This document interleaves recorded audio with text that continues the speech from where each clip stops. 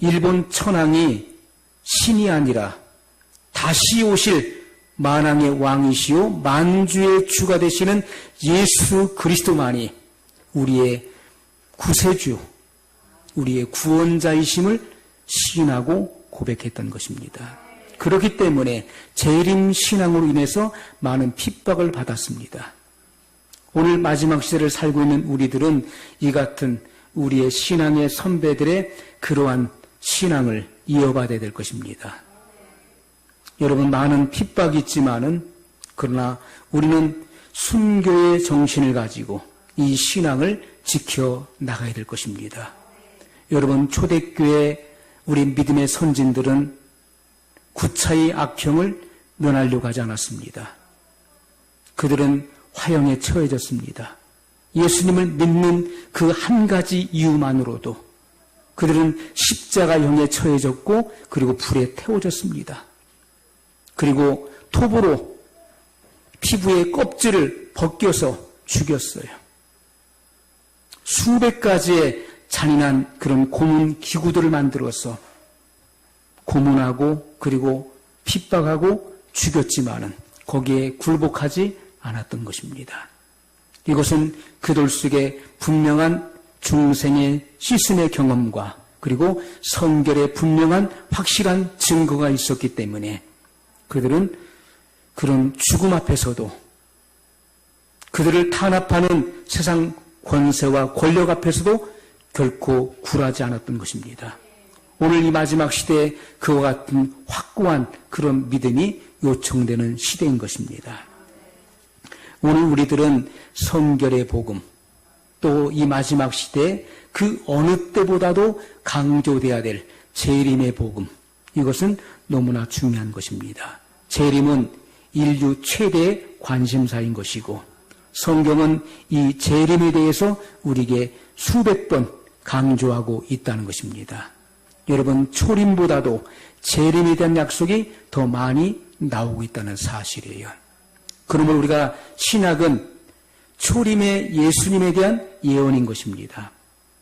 우리의 구원자, 우리가 성경에 예수님께서 자신을 가리켜 인자라고 말씀할 인자라고 하는 말은 메시아를 칭하는 말인 것이죠. 구원자, 구세주를 말하는 것입니다. 하나님의 아들을 일컫는 말이에요. 그런데 우리가 신약이라고 하는 것은 다시 오실 예수 그리스도, 재림하실 예수 그리스도에 대한 약속인 것입니다. 구약은 오실 예수 그리스도, 인류의 죄를 대속하기 위해서 오실 초림의 예수님에 대한 약속인 것이고, 신약은 재림에 대한 예수님의 약속이라는 사실이에요. 그러나 많은 신앙인들이 이와 같은 구약이 무엇이고 신약이 무엇인 줄사도 알지 못하고 신앙생활하는 이들이 너무나 많이 있다는 것입니다. 그저 구약은 구약 성경이고 신약은 신약 성경이다라고 생각하고 신앙생활하는 이들이 너무나 많이 있다는 거예요. 구약, 신약은 바로 언약, 커버먼트, 언약, 약속을 의미하는 것인데, 테스트먼트. 여러분, 이 언약, 약속은 무슨 약속이냐 하는 것이죠.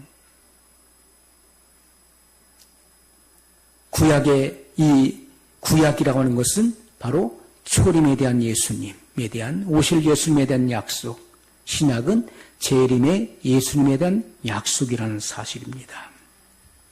오늘 우리가 읽은 본문의 말씀을 보면은 재림하실 예수님의 영광의 모습을 보여주고 있는 것입니다.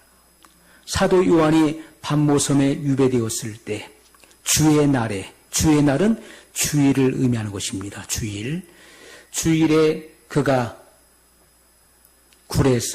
동굴에서 그가 기도하는 가운데 주의 음성을 듣게 된 것입니다. 주의 음성을 듣는데 자기에게 말하는 자의 그 모습을 보기 위해서 그 몸을 돌이켰을 때 재림하실 예수님의 영광을 보는 것입니다. 재림하실 예수님의 그 영광의 계시를 보았다는 것이죠. 자, 재림하실 예수님의 그 위용을 우리에게 보여주고 있는데, 자, 먼저 13절에 보면 촛대 사이에 인자 같은 이가, 인자는 하나님의 아들 메시아를 의미하는 것입니다. 인자 같은 이가 발에 끌리는 옷을 입고, 사도 요한이 가장 먼저 본 것은 예수님의 모습 속에서 발에 끌리는 옷을 입은 것을 보았다는 거예요. 가장 먼저 지금 표현하고 있는 예수님의 그 용모에 대해서 가장 첫 번째 표현하고 있는 것이 뭐냐면은 예수님이 흰 옷을 입으셨는데 그것은 발에 끌리는 옷을 입으셨다는 거예요. 긴 옷을 입으셨다. 여러분, 이것은 구약시대에 누가 발에 끌리는 옷을 입었습니까? 제사장들이 이와 같은 옷을 입었던 것이죠. 왕이나 제사장이 발에 끌리는 옷을 입었어요. 구약의 사울도 발에 끌리는 옷을 입었던 것을 성경이 우리에게 보여줍니다. 제사장들이 그 같은 세마포 옷을 입었어요. 대제사장이 발에 끌리는 옷을 입었습니다. 이것은 예수님께서 제사장이 되신다는 것을 표시해주고 있는 것입니다. 예수님은 대제사장이시죠. 그래서 우리의 중보가 되시는 것입니다. 예수님께서는 하나님의 어린 양인 동시에 대제사장으로서 십자가에서 자기 자신을 제물로 하나님 앞에 제사로 집전에 드리신 분이십니다. 그렇기 때문에 예수님께서 십자가에서 그 몸이 찢기심으로 하나님의 보호자 앞에 나아갈 수 있는 새롭고 산 길을 열어놓으셨더라고 히브리서는 증거하고 있는 것입니다. 자, 두 번째 본 모습은 가슴에 금띠를 띄었다라고 말씀하고 있어요. 가슴에 금띠를 띈 것은 바로 왕 대신 예수님. 예수님께서 만왕의 왕이심을 보여주는 표시인 것입니다. 자, 세 번째는 그 머리를 보았습니다. 그 머리와 털의 희기가 흰 양털 같고 눈 같으며. 자, 예수님의 머리가 희었다는 거예요. 흰데 그 희기가 흰 눈과 같고 양털 같았다. 여러분, 우리가 다니엘이 보았던 예수 그리스도의 모습과 동일한 말씀인 것이죠. 우리가 다니엘서 7장 9절의 말씀에 보면은 다니엘이 보았어요. 자, 다니엘이 무엇을 보았는지 다니엘 7장 9절에 보면 내가 보았는데 왕자가 놓이고. 자, 이것은 심판의 보호자를 본 것입니다. 장차 만왕의 왕이요 만주의 주로 재림하셔서 만민을 그 앞에 모으고 심판하시는 그리스도의 위엄을 본 것입니다.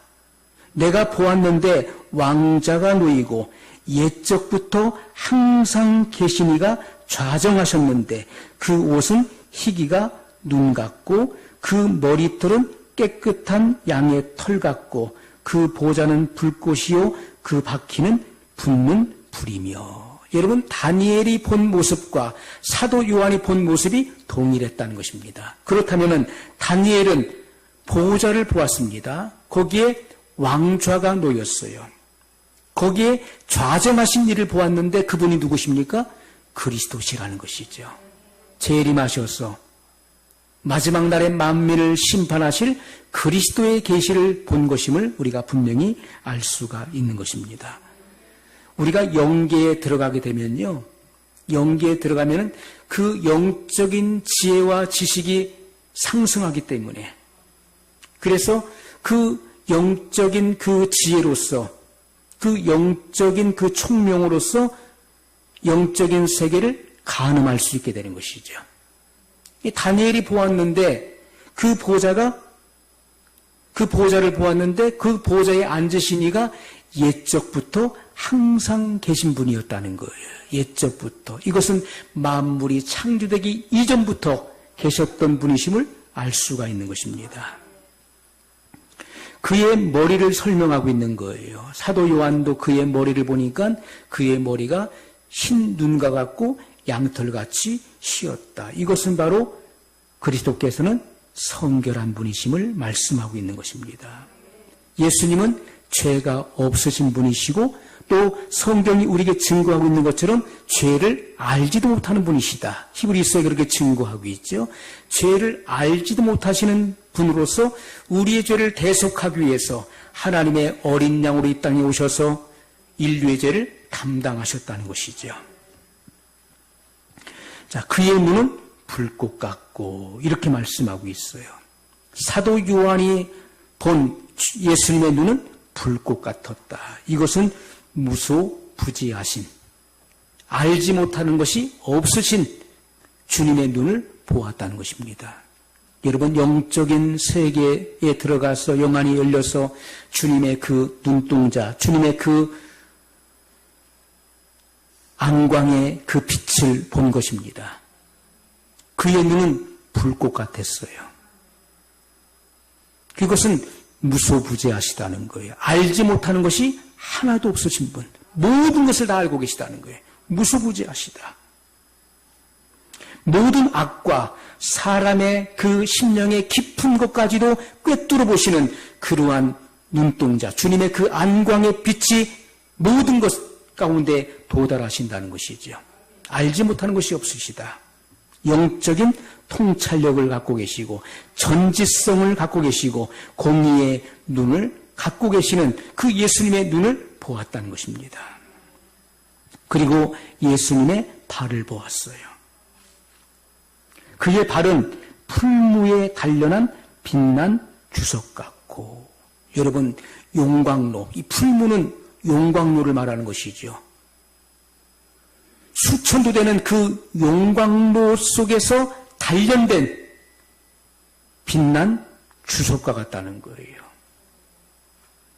예수님의 발이 그렇다는 것입니다. 풀무에 단련된, 용광로에 단련된 주석 같다.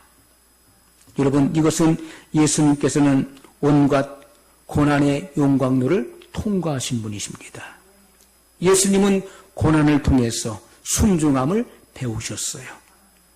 하나님을 경외하셨기 때문에 십자가에 죽기까지 복종하신 것입니다. 성경은 이와 같은 사실을 우리에게 분명히 말씀해 주고 있어요.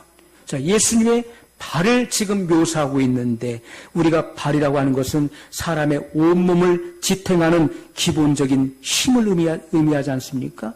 발에 힘이 없으면 그냥 쓰러져 버리죠. 자기의 온몸을 지탱하는 그 기본적인 힘은 발인 것입니다. 여러분, 그리스도의 발은 인류의 죄를 대속하기 위해 초림하셨을 때, 2000년 전에 예수님께서 이 땅에 오셨을 때는 인류의 죄를 대속하기 위하여 십자가에 못 박히신 발이었습니다. 예수님은 이 땅에 계실 때 인성 안에서 인간이 받을 수 있는 모든 온갖 고난과 시련을 다 겪으셨어요.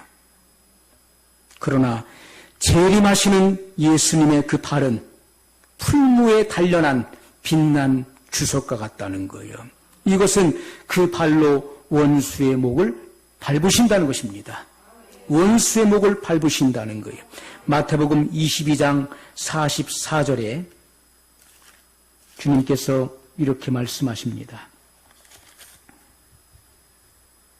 주께서 내 주께 이르시되 내가 내 원수를 내 발 아래 둘 때까지 내 우편에 앉았으라 하셨도다 하였느냐. 여러분, 주께서, 주가 누굽니까?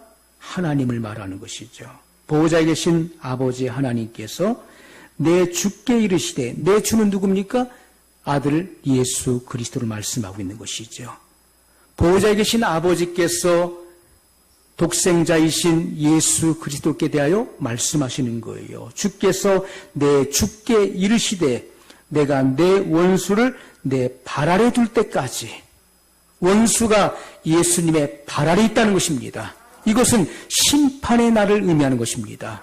심판의 날에 원수들은 예수님의 발 아래 있을 것입니다. 예수님께서는 그 풀무에 단련한 빛난 주석 같은 발로 원수를 밟으실 것입니다. 원수를 밟으신다는 거예요. 그것은 여러분 심판의 위용을 말하는 것입니다. 그것은 주님의 힘과 능력의 위용을 말씀하고 있는 것이죠. 자, 주님의 음성에 대해서 말씀하고 있습니다. 그의 음성은 주의 음성을 들었지요.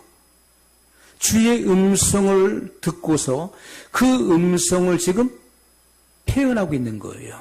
주의 음성이 어떤 음성인지 사도 요한이 그 주의 들은 음성을 지금 언어로서 표현하고 있는데 그 음성은 가히 표현하기가 어려운 음성이었어요. 그래서 그의 음성은 많은 물소리와 같다. 이렇게 말씀하고 있어요. 많은 물소리와 같다. 여러분, 이것을 어떻게 여러분은 지금 생각하고 어떠한 그런 상상을 하고 계십니까? 사도 요한이 들은 주의 음성은 많은 물소리와 같았다는 거예요. 여러분, 넓은 이 망망한 그런 바다에 거센 파도가 일 때, 거센 물결이 몰려올 때 그 물소리를 생각해 보십시오. 바다에 엄청나게 많은 그 물들이 몰려올 때 그 물소리가 어떤가를 생각해 보십시오. 바다의 거센 파도의 소리를 생각해 보십시오. 그리고 큰 홍수가 밀려올 때 들려지는 큰 소리와 같이 불가항력적인 그런 주님의 위엄과 권능을 나타내는 거예요. 이것은 불가항력적인 것입니다. 여러분, 거센 물결이 몰려올 때 어떻습니까? 그것은 불가항력적인 거예요. 아무리 힘센 장사를 할지라도 손바닥으로 그 세력을 막을 수 있겠습니까? 쓰나미가 몰려올 때 빌딩도 힘없게 무너져 버려요. 자동차도 그냥 떠내려가 버립니다. 포크레인도 떠내려가 버려요. 쓰나미가 몰려올 때 또는 거센 폭풍과 함께 그런 파도가 밀려올 때 어마어마한 그런 소리와 함께 몰려올 때 천하장사를 할지라도 그것을 막아낼 길이 없는 것입니다. 이것은 불가항력적인 거예요. 주님의 입에서 나오는 그 음성은 많은 물소리와 같았다는 거예요. 이것은 불가항력적인 것입니다. 그것을 막을 자가 없어요. 주님의 입에서 한번 나온 그 말씀은 돌이킬 수 없는 것입니다. 그것은 그대로 성취되는 것입니다. 성취를 향해서 달려가는 거예요.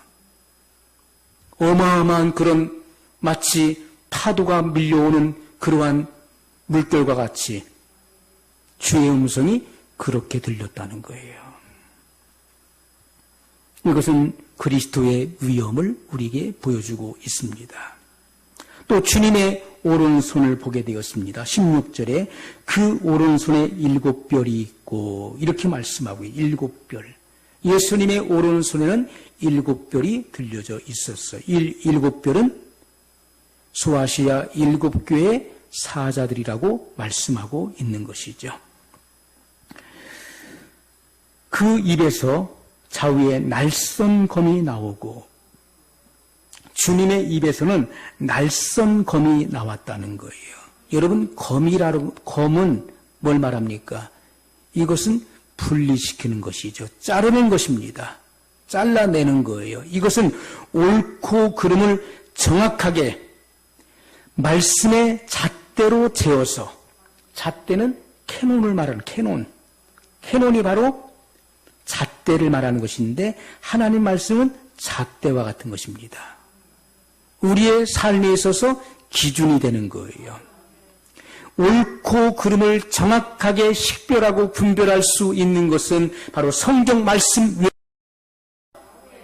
그 어떤 경전도 아닌 것입니다. 세상의 그 어떤 철학도 아닌 거예요. 세상의 그 어떤 학문도 진리가 될 수 없는 것입니다. 그것은 세상이 변하면 함께 변하는 것입니다. 역사 속에서 바뀌어지는 거예요. 그러나 영원토록 세세 무궁토록 변하지 않는 것은 하나님의 말씀, 성경 66권 외에는 없습니다. 여러분, 오늘날 성경 말씀을 변개시키려고 하는 이들이 얼마나 많이 있습니까? 국가나 단체 또 개인이 성경 말씀을 변개시키려고 하는 이들이 있어요. 이것은 아주 위험한 행위인 것입니다. 1.1획도 변함이 없는 하나님의 말씀을 희석시켜서도 안 되는 것이고 이 말씀을 바꿔서도 안 되는 것입니다. 그러한 사람에게는 저주가 임한다.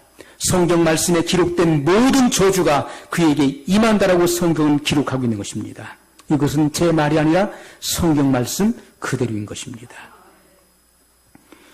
예수님의 입에서 나오는 그 말씀은 좌우의 날선 검과 같다는 거예요. 좌우의 날선 검이 나온다. 이렇게 말씀하고 있어요. 이것은 심판의 기능을 묘사하고 있는 것입니다. 심판이에요. 주님의 얼굴을 보았습니다. 그 얼굴은 해가 힘있게 비치는 것 같더라. 예수님의 얼굴. 처음에는 예수님의 전체적인 모습을 지금 묘사하다가 마지막에 가서 주님의 그 얼굴을 지금 묘사하고 있는 거예요. 부분적인 세세한 부분들을 묘사하고 있다가 나중에는 예수님의 그 얼굴을 지금 묘사하고 있는 거예요.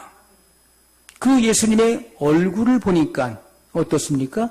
해가 힘있게 비추는 것 같더라. 처음에는 세세한 부분들, 예수님의 그 머리, 그리고 예수님의 눈, 그리고 예수님의 입에 대해서 부분적인 부분들을 세세하게 설명하다가 마지막에 와서는 예수님의 그 얼굴에 대해서 설명을 하고 있는 거예요.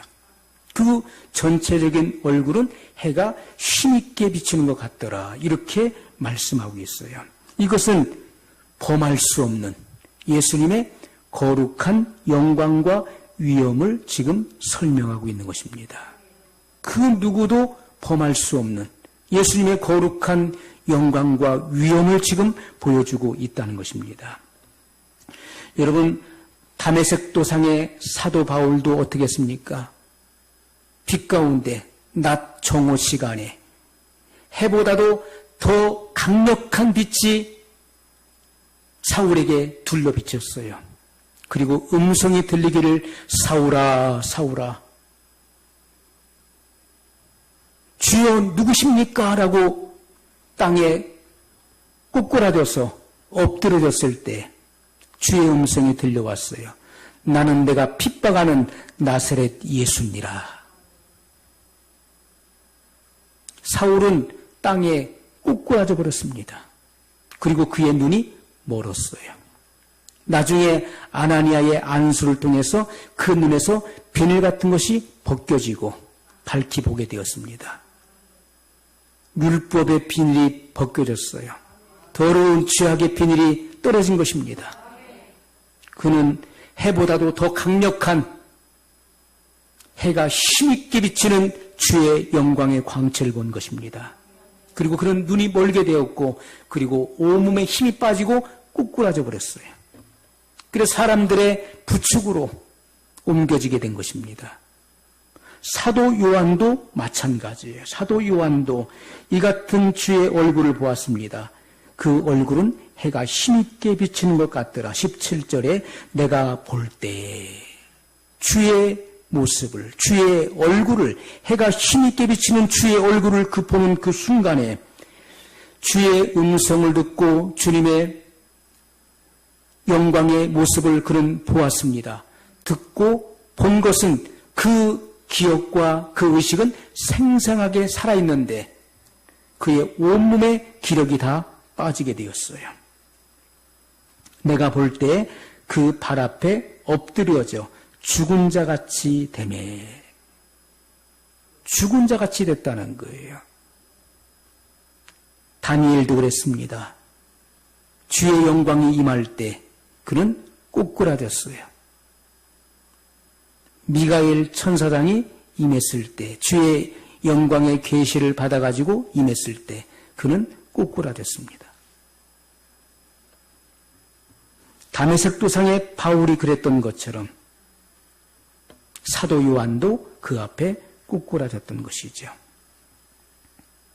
여러분, 이 땅에 예수님께서 공생의 사역을 하실 때 사도 요한은 예수님의 팔 베개를 베고 예수님의 가슴에 그 머리를 기대었던 사랑하는 제자였어요. 예수님께 가장 사랑을 많이 받았던 제자였던 것입니다. 그렇기 때문에 예수님의 팔 베개를 베고 그 가슴에 그 얼굴을 기대었던 거예요. 성경은 이 같은 사실을 분명히 말씀하고 있고, 여러분 요한복음을 보십시오. 그 사랑하는 제자라고 분명히 표현하고 있어요.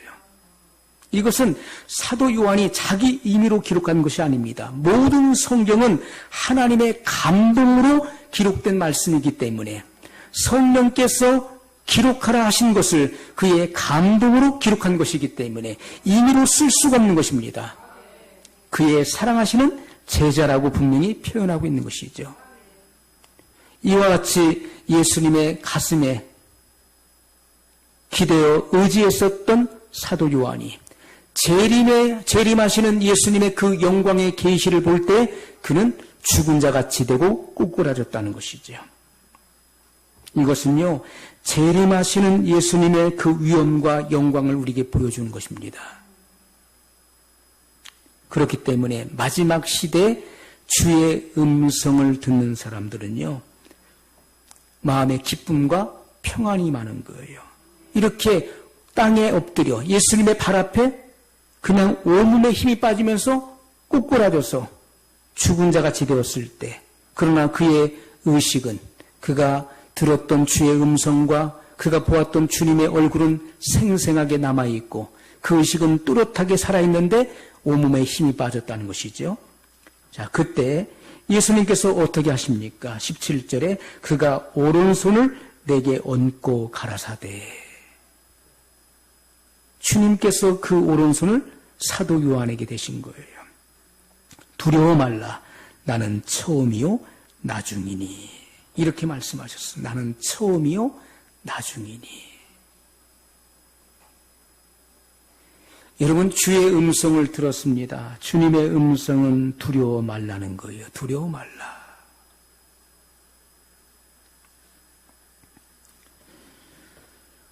주님은 처음이요 나중이라.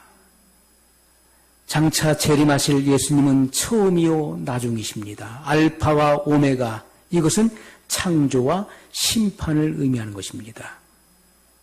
예수님께서 그 말씀으로 만물을 창조하신 것이고 그 지으신 만물, 그리고 모든 만민을 마지막 날에 심판하시는 분이심을 말씀하고 있는 것이죠. 자, 주님께서 이제 오실 것인데, 오실 때 7절 말씀, 요한계시록 1장 7절의 말씀입니다. 볼지어다 구름을 타고 오시리라. 각일의 눈이 그를 보겠고 그를 찌른 자들도 볼 터이요. 땅에 있는 모든 족속이 그를 인하여 애곡하리니 그러하리라. 아멘. 자, 볼지어다. 구름을 타고 오시리라. 많은 사람들이 구름을 타고 오신다. 예수님께서 하늘로 승천하실 때 제자들이 하늘을 뚫어지게 예수님께서 보이지 않으실 때까지 하늘을 지켜보고 올려다보고 있었어요. 그때 구름이 가리워서 보이지 않게 합니다. 천사들이 나타나서 갈릴리 사람들아 어찌하여 하늘만 쳐다보고 있느냐. 너희가 오늘 본 예수는 너희가 본 모습 그대로 다시 오시리라. 예수님께서 하늘로 승천하실 때 영광의 구름과 함께 하늘로 승천하신 것입니다. 주님은 제자들이 본 모습 그대로 그 구름을 타고 다시 오신다는 거예요. 그러면 이 구름은 무엇을 의미하는 것입니까? 하늘에 떠 있는 비행기를 타고 갈 때 하늘에 구름이 있죠. 그 구름 위로 올라가면 또 구름이 있고 그 위에 올라가면 또 구름이 있고 하는 것을 우리가 보게 됩니다. 우리는 땅에서도 많은 구름을 봅니다. 이러한 구름을 타고 오신다는 것인가요? 여러분, 주님의 영광, 주님의 영광, 주님의 영광과 위엄이 가시적으로 나타나는 현상을 의미하는 거예요. 그것을 구름으로 표현한 것입니다. 여러분, 이스라엘 백성들의 광야의 그 성막을 하나님께서 보여주신 대로 그 식양을 따라서 성막을 만들었어요. 그리고 그 지성소 안에는 언약궤가 있었죠. 그 언약궤 시온자 위로부터 하나님의 영광의 구름이 떠올랐어요. 그것을 쉐키나, 슈카이나라고 부르죠. 슈카이나의 그 영광의 구름이 떠올랐습니다. 불 구름 기둥이 이스라엘을 보호하셨어요.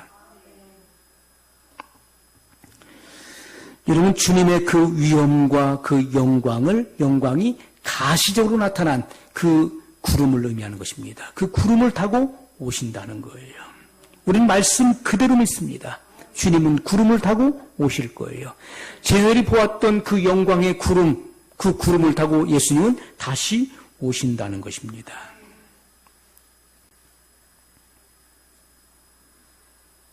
각인의 눈이 그를 보겠고 각인의 눈이 볼 것이다.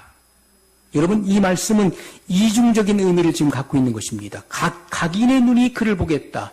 예수님께서 재림에 오실 때 각인의 눈이 그를 본다는 그 의미가 무엇인가요? 이것은 천하 만민이 보게 된다는 그런 의미도 있지만은 각인의 눈이 그를 본다. 예수님의 재림은 두 번 있는 것입니다. 첫 번째는 공중재림이 있는 것이고, 그리고 지상재림이 있는 것입니다. 공중재림은 7년 대환란 전에 이루어지는 사건이에요. 그리고 7년 대환란이 끝날 무렵에 지상재림하셔서 천년왕국을 이루시는 것입니다. 우리가 이 같은 사실을 성경을 통해서 찾아볼 수가 있는 것이죠.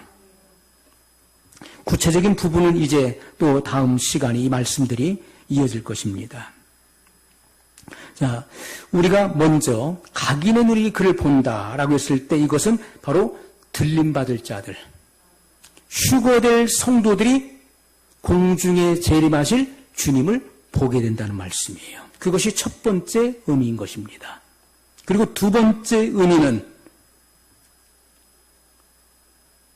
예수님께서 지상 재림하실 때 살아남은 자들, 그리고 마지막 심판 때 모든 각인의 눈이 재림하신 예수님을 보게 된다는 말씀인 것이죠.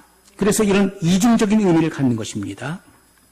자, 이어지는 말씀은 그를 찌른 자들도 볼터이요. 그를 찌른 자들. 여러분, 누가 찔렀습니까? 누가 예수님을 찔렀죠? 로마의 군병이 예수님께서 죽으신 것을 확인하고 창으로 옆구리를 찔러서 물과 피가 다 쏟아져 나온 것입니다. 그런데 오늘 말씀을 보니까 그를 찌른 자들도 볼 것이요. 복수로 나와 있어요. 그러면 로마의 군병 여러 사람이 창을 가지고 예수님의 옆구리를 막 찔렀다는 말씀인가요? 찌른 사람은 한 사람인데, 그런데 말씀에 보면 그를 찌른 자들도 볼터이요 이렇게 말씀하고 있어요. 복수로 나와 있다는 것이죠.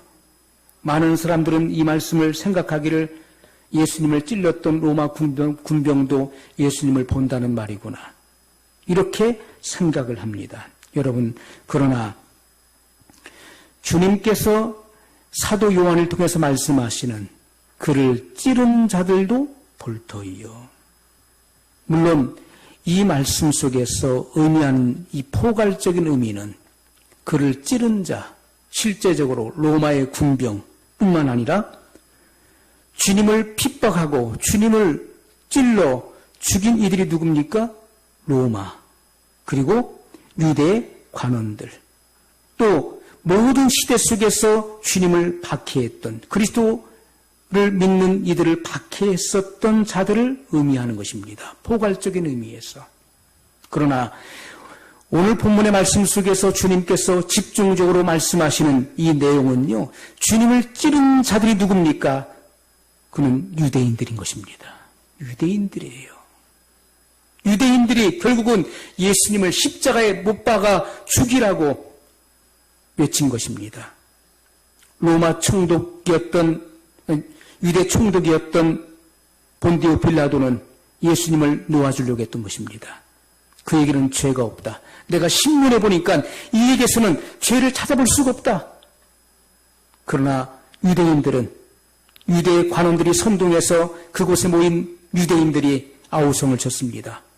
강도 바라바를 놓아주고 나사렛 예수를 십자가에 못 박으시오.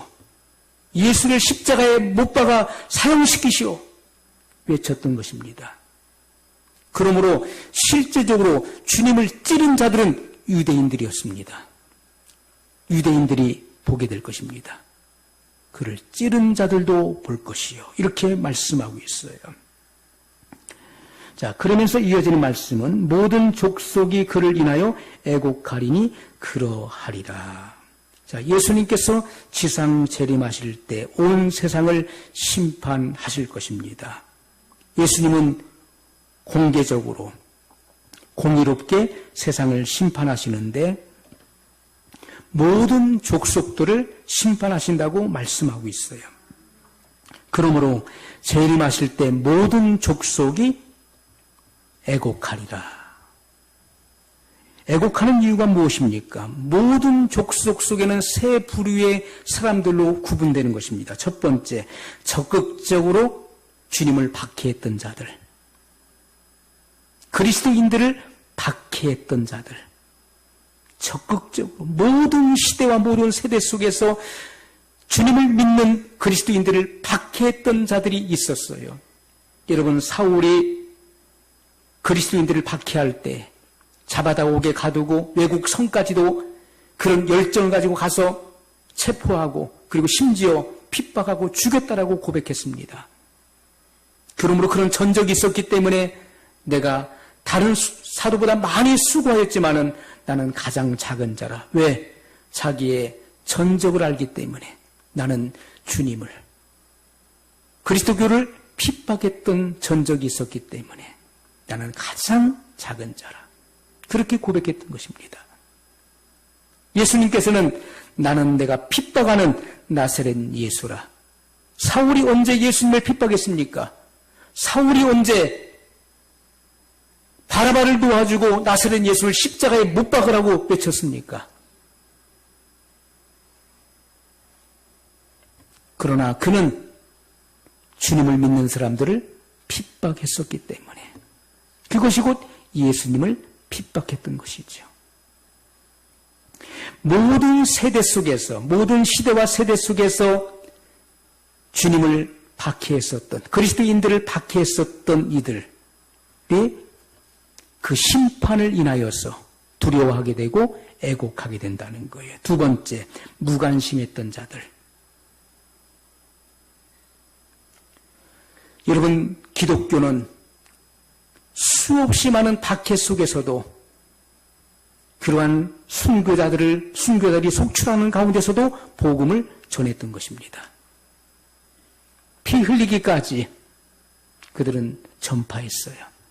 그럼에도 불구하고 복음에 대해서 무관심했던 자들, 복음을 들을 수 있는 수없이 많은 기회가 있었고 회개할 수 있는 기회가 있었음에도 불구하고 회개하지 않고 무관심했던 자들, 그들이 받을 심판과 그리고 너무나 후회스럽기 때문에 애곡한다는 말씀이에요. 세 번째, 끝까지 회개치 않은 자들이에요. 끝까지 회개치 않은, 마음이 강팍하고 완고하고 완악함으로 죄를 죄로 알지 못하고 죄를 인정하지 않고 끝까지 고집을 피우고 회개하지 않은 자들, 받게 될 심판이 두렵고 믿지 않은 것에 대한 후회스러움 때문에 애곡한다는 거예요. 야, 그때 내가 왜 믿지 않았을까? 그때 그렇게 많은 기회가 주어졌었는데 왜 내가 믿지 않았을까? 아무리 돌이키려고 몸부림을 쳐도, 아무리 생각을 바꾸고 싶고 그리고 상황을 바꾸고 싶어도 이미 기회는 지나갔다는 것이죠. 때는 이미 늦은 것입니다. 그래서 너무나 후회스러운 것이죠. 그래서 애곡하게 된다는 말씀이에요. 계시록 2장 1절로 3장 7절까지는 교회에 대해서 말씀하고 있어. 교회. 자, 소아시아 7교회를 등장시켰고 소아시아 7교회에 대해서 말씀을 하고 있습니다. 우리가 교회 시대는 교회는 언제 탄생된 것입니까? 교회가 탄생되기 전에는 유대인들이 말씀을 강론하고 배우는 회당이 있었던 것이죠. 회당은 바벨론 포로 시대 때부터 있었던 거예요. 자, 그런데 교회는 언제 탄생된 것입니까? 오순절 성령 강림을 통해서 교회가 탄생된 것입니다. 그래서 초대 예루살렘 교회가 탄생이 된 것입니다. 성령의 강림하신 이후로부터 지금까지, 지금 우리가 살고 있는 지금 현재까지 우리는 지금 시대를 가리켜서 교회 시대라 이렇게 부르는 것입니다. 교회 시대. 왜 교회 시대라고 말하는 것일까요? 이것은 예수님께서 재림하시기 전이기 때문에 재림하실 주님을 영접하기 위해서 준비하는 시대인 것입니다. 신약의 교회는요, 유형의 교회와 무형의 교회로 나누어지는 것이죠. 유형의 교회는 우리가 지금 예배하고 있는 이 예배당을 말하는 것입니다. 이것은 돈을 주고 우리가 매입을 한 것입니다. 그래서 우리가 믿는 성도들이 모여서 예배를 드리는 장소를 말하는 거예요. 이것은 유형의 교회를 말하는 것이죠. 그러나 영적인 교회, 무형의 교회가 있습니다. 그 무형의 교회는 믿는 무리들을 의미하는 것입니다. 세상으로부터 건지심을 받아서 구속함을 받은 믿는 무리들을 가리켜서 에클레시아, 교회라고 불려지는 것이죠. 이것이 바로 무형의 교회인 것입니다. 이것이 실제 교회인 것이죠. 오늘날 저와 여러분은 교회인 것입니다. 그래서 교회인 성도들은 예수님의 재림을 대망하면서 준비해야 되는 것입니다. 왜요? 지금은 교회 시대이기 때문에. 자, 그 준비가 무엇인가요? 무엇을 준비해야 되는 것입니까? 계시록 2장 5절의 말씀입니다. 자, 무엇을 준비할 것인가? 그러므로 어디서 떨어진 것을 생각하고 회개하여 처음 행위를 가지라. 만일 그리하지 아니하고 회개치 아니하면 내가 내게 임하여 내 촛대를 그 자리에서 옮기리라. 자, 예수님을 맞이할 재림의 준비 첫 번째 무엇입니까? 회개하라는 것입니다. 회개하는 일. 탕자가 아버지의 품으로 돌아왔던 것처럼 죄를 먹고 마시고 죄의 종로로 타는 그런 삶 속에서 아버지를 생각하고 아버지 품으로 돌아왔던 것처럼 늦기 전에 생각을 고쳐먹어야 된다는 것입니다. 생각을 바꿔야 된다는 거예요. 신속하게 결단하지 않으면 마귀는 여러분이 머뭇거리는 사이에 간섭하게 되는 것입니다. 개입하게 되는 거예요. 그래서 회개의 기회를 놓쳐버리게 만들어요. 회개를 결국 못하게 만드는 것입니다. 아, 나 회개해야지. 오늘 말씀 듣고서 나 지은 죄를 회개해야지. 나 꼭 회개해야지. 그런데 머뭇거리는 그 순간에 이것도 해야 되고 저것도 해야 되고 머뭇거리는 순간에 그 순간에 마귀는 개입하고 간섭한다는 거예요. 그래서 결국 회개를 못하게 만들어 기회를 놓치게 하는 것입니다. 그래서 회개는 신속하게 해야 되는 거예요. 신속하게. 말씀을 듣고 깨달았으면 그 기회를 놓치지 말고 반드시 회개를 하고 넘어가야 된다는 것입니다. 그것이 재림하실 예수님을 맞이할 준비인 것입니다. 회개할 기회가 있었음에도 불구하고 하지 않았다는 것은 할 마음이 없었다는 거예요. 회개해야 되는데 그런데 못하고 넘어갔네. 그것은 애당초 그 마음속에 회개할 마음이 없었던 것입니다. 계시록 2장 16절 말씀입니다. 그러므로 회개하라. 그리하지 아니하면 내가 내게 속히 임하여 내 입의 검으로 그들과 싸우리라. 주님은 분명히 회개하라고 말씀하고 있어요. 이것은 구약의 말씀이 아닙니다. 신약의 말씀인 것입니다. 마지막 성도들에게 주시는 재림의 주님을 준비하고 있는, 맞이할 준비하고 있는 성도들에게 주시는 말씀이에요. 그런데 어떤 이들은 회개가 필요 없다. 예수님의 십자가에서 인류의 모든 과거와 현재와 미래 죄를 다 대속했기 때문에 회개하는 것은 오히려 반역이다. 이렇게 가르치는 잘못된 가르침도 있는 것입니다. 회개하라고 말씀하고 있잖아요. 21절 말씀입니다. 또 내가 그에게 회개할 기회를 주었으되 그 음행을 회개하고자 아니하는도다. 회개할 기회를 주었다는 거예요. 근데 회개를 안 했다. 회개할 마음이 없었던 것이죠. 3장 19절의 말씀입니다. 물은 내가 사랑하는 자를 책망하여 징계하노니 그러므로 내가 열심을 내라. 회개하라. 여러분, 성경에 회개하라는 말씀이 수없이 많이 반복되고 있는 것입니다. 지금 우리가 몇 가지만을 찾아서 지금 보고 있는 거예요. 두 번째, 성결해야 된다는 것입니다. 성결하라. 계시록 3장 4절의 말씀입니다. 그러나 사대에 그 옷을 더럽히지 아니한 자 몇 명이 내게 있어 흰 옷을 입고 나와 함께 다니리니 그들은 합당한 자인 연고라. 아멘. 그 옷을 더럽히지 않았다. 여러분, 옷을 더럽히는 것은 무엇입니까? 죄를 말하는 것이죠. 죄가 그 옷을 더럽히는 거예요. 그 옷은 성도의 행실을 말하는 것입니다. 행실. 사람이 죄악으로 인해서 더러워지는 것입니다. 죄로 더럽혀지는 거예요. 그러나 사대의 그 옷을 더럽히지 아니한 자 몇 명이 내게 있었다는 거예요. 그들은 성결한 자인 것입니다. 흰 옷을 입고 나와 함께 다니리니 그들은 합당한 자인 연고라. 성결한 자. 18절 말씀입니다. 3장 18절. 내가 너를 권하노니 내게서 불로 연단한 금을 사서 부요하게 하고 흰 옷을 사서 입어 벌거벗은 수치를 보이지 않게 하고 안약을 사서 눈에 발라 보게 하라. 아멘. 흰 옷을 사서 입어 벌거벗은 수치를 보이지 않게 하라. 아담과 하와가 벌거벗었어요. 그래서 그 벌거벗은 죄의 수치를 가리려고 무화과나무 잎을 엮어서 가리었지만은 그것은 얼마 못 가서 시들어 버렸어요. 그 죄의 수치를 가릴 수 있는 것은 흰 옷을 입어야 되는 것입니다. 흰 옷은 그리스도의 의를 의미하는 거예요. 그것은 어떻게 사는 것입니까?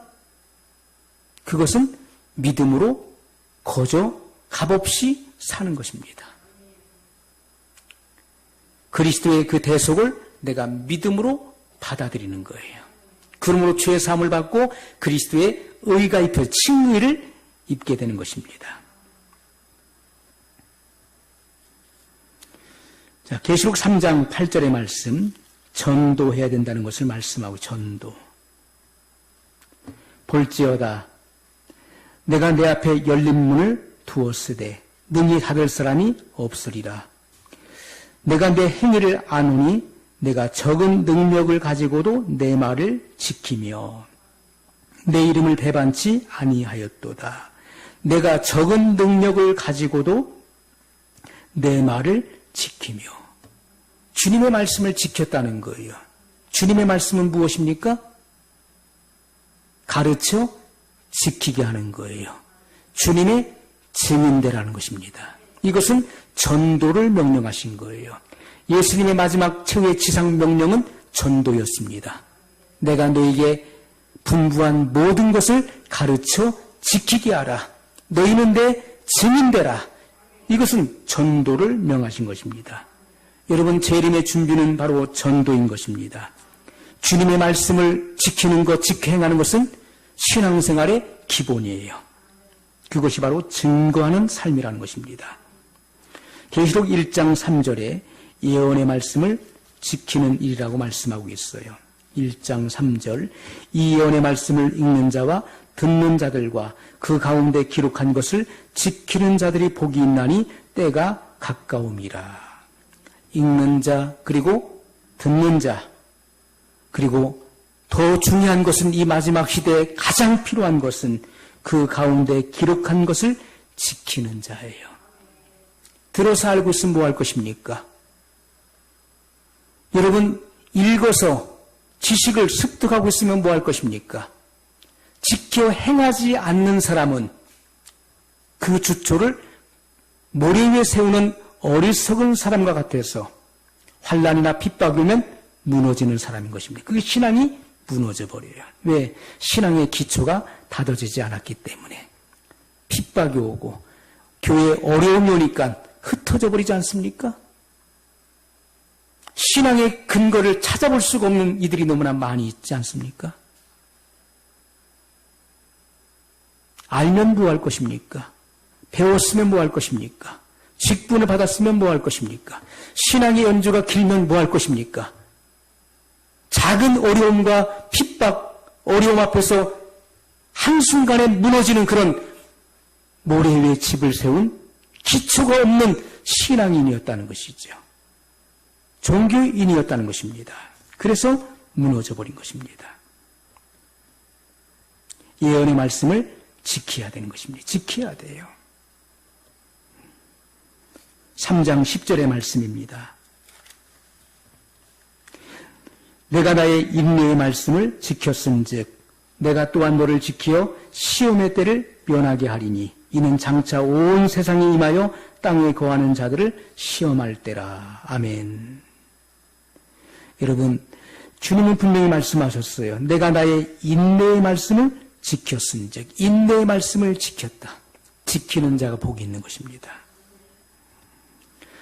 계시록 3장 3절에 깨어있으라 경성하라고 말씀했어요. 그러므로 내가 어떻게 받았으며 어떻게 들었는지 생각하고 지키어 회개하라. 만일 일깨지 아니하면 깨어있지 않으면 내가 경성하지 않으면 내가 도적같이 이르리니 어느 시에 내게 임할는지 내가 알지 못하리라.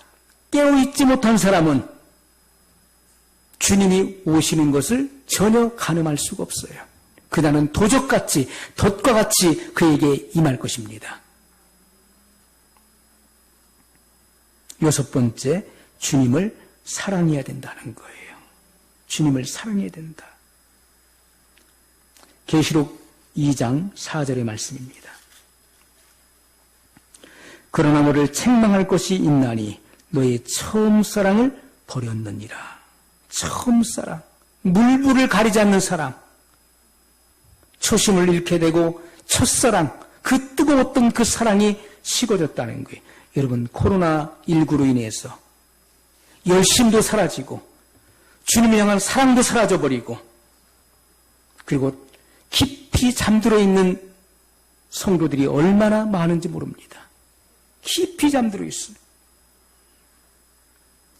진짜 빛된 성도, 그리스도의 생명을 받은 사람은요, 어둠이 짙으면 짙을수록 그 빛은 그 진가를 발휘하게 되는 거예요.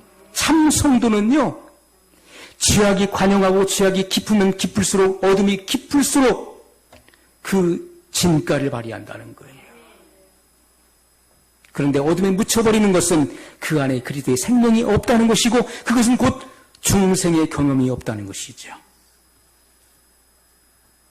여러분, 코로나가 더 깊어도 신앙의 잠을 자서는 안 되는 것이, 영적인 잠에 취해서는 안 되는 것이고요. 주님 사랑하는 마음이 더 뜨거워져야 되는데 식어서는 안 된다는 것이죠. 주님을 사랑해야 돼요. 5절 말씀, 2장 5절입니다. 그러므로 어디서 떨어진 것을 생각하고 회개하여 처음 행위를 가지라. 만일 그리하지 아니하고 회개치 아니하면 내가 내게 임하여 내 촛대를 그 자리에서 옮기리라. 처음 사랑에 불붙었을 때, 처음 주님 만났을 때 그 행위가 어땠습니까? 주님을 위해서 목숨도 아끼지 않고 바치려고 했었잖아요. 모든 일에 헌신적이었고 얼마나 충성을 다했었습니까? 세월이 가면서 무뎌지고 믿음도 떨어지고 사랑도 식어지고 다시 회복해야 되는 것입니다. 주의 재림이 가까움을 볼수록 여러분 주님을 향한 그 사랑을 회복하자면 안 된다는 것이죠. 7번째, 죽도록 충성하라고 말씀했어요. 계시록 2장 10절의 말씀입니다. 같이 읽습니다. 내가 장차 받을 고난을 두려워 말라. 볼지어다 마귀가 장차 너희 가운데서 몇 사람을 오게 던져 시험을 받게 하리니 너희가 10일 동안 환난을 받으리라. 내가 죽도록 충성하라. 그리하면 내가 생명의 면류관을 내게 주리라. 10일 동안 환난을 받으리라. 이것은 로마의 10대 황제를 거쳐가면서 많은 기독교 핍박이 있었어요. 그러나 주님은 내가 죽도록 충성하라. 그리하면 생명의 면류관을 내게 주리라고 말씀했어요. 우리는 목숨을 다해서 죽을 각오를 하고 충성을 다해야 된다는 것입니다. 오늘 이 같은 어떠한 상황과 환경 앞에서도 굴하지 않는 죄의 낯을 두려워하지 아니하고 오직 장차 재림하실 예수 그리스도를 대망하면서 준비하는 그러한 신실한 성도들이 되시기를 예수님의 이름으로 축복합니다.